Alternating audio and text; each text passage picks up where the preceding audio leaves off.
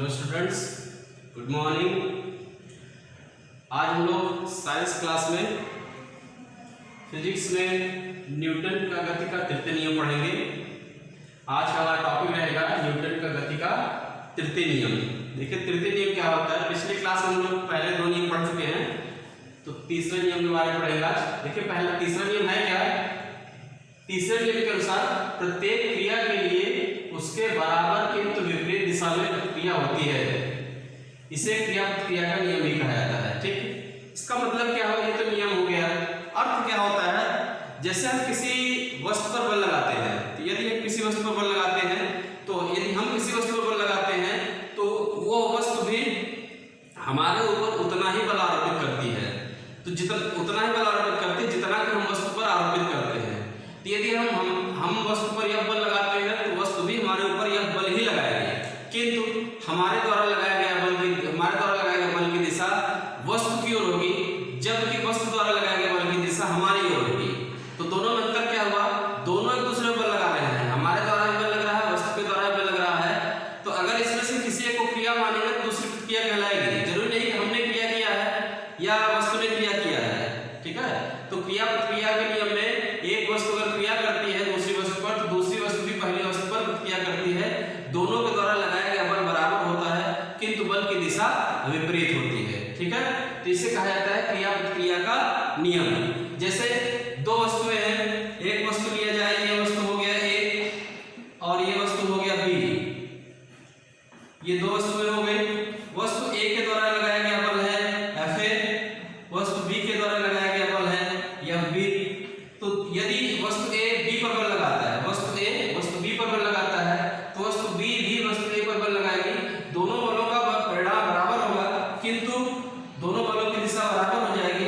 इस स्थिति में एफ ए इक्वल टू हो जाएगा minus f b, f a equal to minus f b. ठीक है, एक वस्तु के द्वारा लगाया गया बल दूसरी वस्तु के द्वारा लगाया गया बल के बराबर होगा, किंतु दोनों बलों की दिशाएं विपरीत होगी। ठीक है, तो ये हो गया क्रिया प्रतिक्रिया का नियम। समझ में आ रहा है? इसको इस प्रकार से लिख सकते हैं। यदि किसी वस्तु पर आरोपित क्रिया F1 हो और वस्तु द्वारा आरोपित प्रतिक्रिया F2 हो, वस्तु द्वारा आरोपित प्रतिक्रिया F2 हो, तो यहाँ पे हो जाएगा F1 equal to minus F2, F1 equal to minus F2। तो इसे कहा जाता है क्रिया प्रतिक्रिया का नियम। ठीक, अब इसके कुछ उदाहरण, दैनिक जीवन के कुछ उदाहरण। जैसे हम बॉल को जमीन पर पटकते हैं तो बॉल कुछ ऊंचाई पर आती है, तो बॉल को हम जमीन पर पटक रहे हैं, बॉल द्वारा क्रिया की जा रही है, बॉल ऊपर आ रही है, तो ये बॉल पर प्रतिक्रिया हो गई। बॉल ने क्रिया किया जमीन पर और जमीन ने बॉल पर प्रतिक्रिया किया, तो बॉल उसके द्वारा ऊपर आई। ठीक, दूसरा एग्जाम्पल, जैसे बंदूक से गोली निकलती है। बंदूक से जब गोली निकलती है, तो जैसे ही बंदूक से गोली छूटते हैं, गोली आगे की ओर जाती है और बंदूक पीछे की ओर आती है।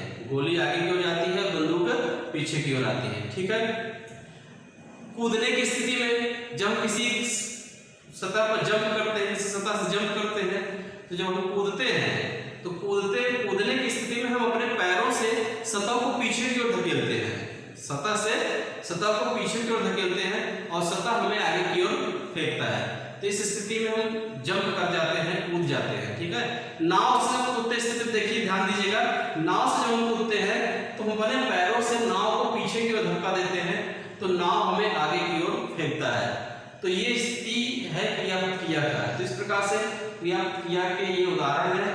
नाव से कूदने की स्थिति में, बंदूक से जो गोली छूटती है उस स्थिति में, बॉल को जमीन पर पटकते हैं इस स्थिति में, हर स्थिति में क्रिया की प्रतिक्रिया दिखाई देती है। ठीक है, ये कुछ उदाहरण है क्रिया प्रतिक्रिया के। ठीक,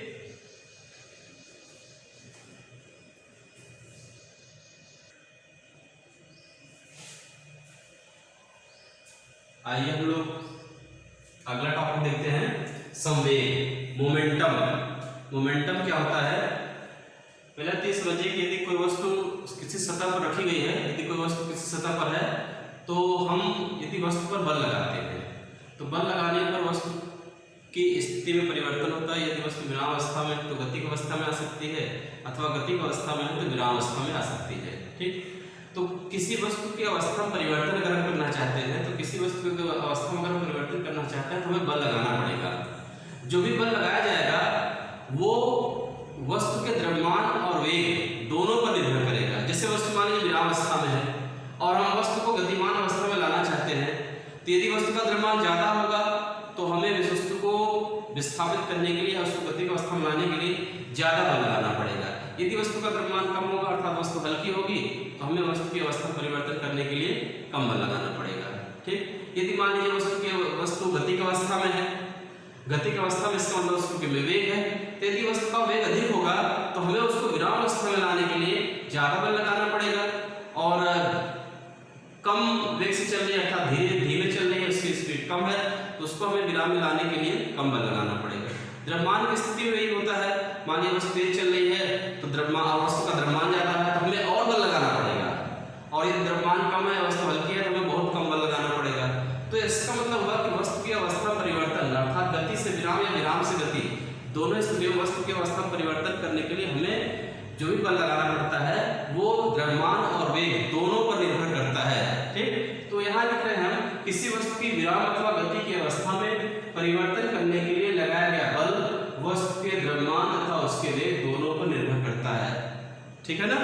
अब संवेग क्या होता है? संवेग की परिभाषा देखिए, किसी वस्तु के द्रव्यमान तथा वेग के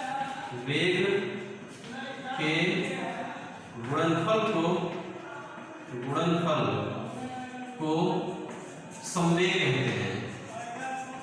संवेग कहते हैं।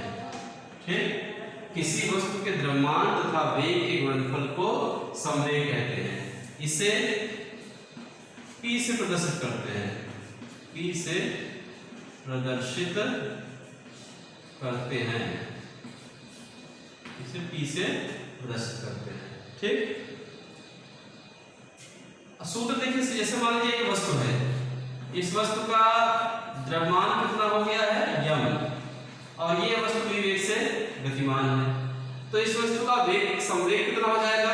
यदि वस्तु का द्रव्यमान m तथा गतिमान अवस्था में वस्तु का वेग v हो तो इस स्थिति में संवेग बराबर कितना हो जाएगा? संवेग बराबर होता है द्रव्यमान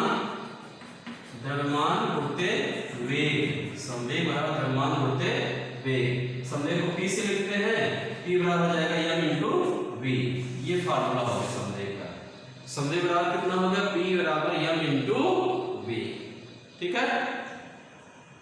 अब संवेग भी हमारे सदिश राशि है, संवेग की दिशा होती है, संवेग उधर ही कार्य करता है जिधर वेग लगता है। संवेग जिधर उधर ही कार्य करेगा जिधर वस्तु का वेग होगा। ठीक है। संवेग का मात्रक क्या होगा? संवेग का मात्रक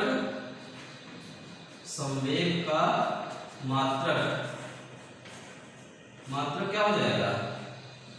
मात्रक जरूर ध्यान दिया करें, किसी भौतिक राशि का मात्रक बहुत महत्वपूर्ण होता है। तो यहाँ पर मात्रक क्या हो जाएगा? द्रव्यमान का मात्रक क्या होता है?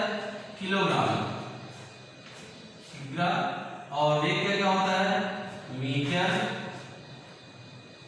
वेग का मीटर प्रति सेकंड। ठीक है, ये संवेग का मात्रक हो गया। इसको अगर प्रतीक लिखे तो केजी मीटर पर सेकंड। ठीक, ये हमारा संवेग का मात्रक हो गया। वेग, द्रव्यमान और वेग का गुणनफल संवेग कहलाता है। ये संवेग के लिए सूत्र हो गया और ये संवेग का मात्रक हो गया। ठीक है, संवेग समझ में आ रहा है? ये संवेग की परिभाषा है यहाँ से यहाँ तक, और इसे P से प्रदर्शित करते हैं। इस प्रकार से इसको काम लगा के लिखेंगे।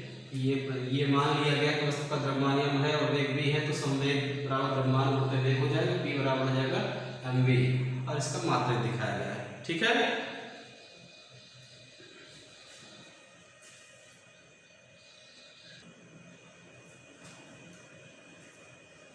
तो संवेग को कैसे राशि बताया गया? सदिश राशि बताया गया। अगर इसको सदिश रूप में लिखते हैं, सदिश रूप में, तो सदिश रूप में लिखेंगे तो P बराबर हो जाएगा m इंटू v। ये सदिश रूप में फार्मूला हो गया। सदिश रूप में P इक्वल टू कितना हो जाएगा? m into v। ठीक है। अगर ये सदिश राशि है तो इस सदिश राशि में सदिश फॉर्म में लिखा जाता है, दर्शाते हैं, क्योंकि P का जो दिशा निर्धारण होगा वो V के द्वारा ही होगा। तो वेक्टर अगर आप P पर लगाते हैं तो जिसके द्वारा दिशा निर्धारण हो रहा है उसके ऊपर भी वेक्टर लगाया जाएगा। ठीक, इसका जो मात्रक है जैसे दिखाया है केजी मीटर पर सेकंड या केजी मीटर पर सेकंड, इसको लिखा प्रतीक में। एक मात्रक इसका और हम दिखा सकते हैं, संवेग का एक अन्य मात्रक हम लिख दे रहे हैं, संवेग का एक अन्य मात्रक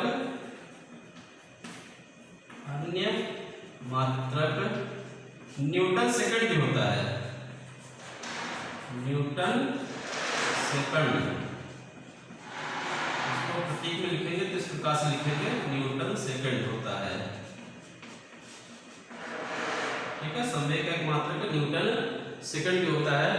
तो इसके लिए हम अभी फार्मूला बनाएंगे, संवेग और बल में संबंध। संवेग और बल में संबंध, जब संवेग और बल में संबंध दर्शाएंगे तो उस स्थिति में हम दिखाएंगे कि इसका मात्रक जो है वो न्यूटन पर सेकंड भी होता है। तो नेक्स्ट टॉपिक हमारा यही रहेगा, संवेग और बल में संबंध। ओके, रिवाइज कर लीजिएगा, इसको नोट्स इसका बना लीजिएगा अपना। ठीक है, धन्यवाद।